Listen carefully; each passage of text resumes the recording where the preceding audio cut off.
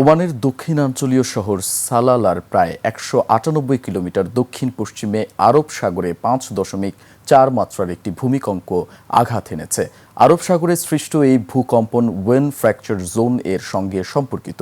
এটি একটি transform fault বা বিচ্যুতি অঞ্চল, যা আরব ও ভারতীয় টেকনিক্যাল প্লেটক আলাদা করেছে। এই অঞ্চলে মাঝারি মাত্রার ভূমিকম্প হওয়া স্বাভাবিক ঘটনা।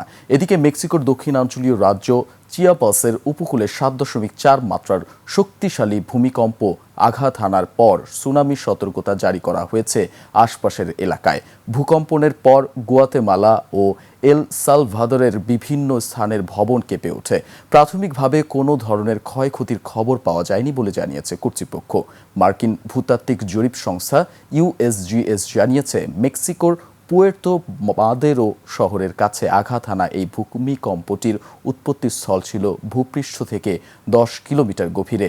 ভূমিকম্পের পর মার্কিন সুনামি সতর্কীকরণ কেন্দ্র জানিয়েছে, উপকেন্দ্রের ৩০০ কিলোমিটার ব্যাসার্ধের মধ্যে বিপজ্জনক সুনামি আঘাত হানার সম্ভাবনা রয়েছে। নিরাপত্তা প্রোটোকল মেনে সরকারি ভবনের কর্মীদের নিরাপদে সরিয়ে নেওয়া হয়।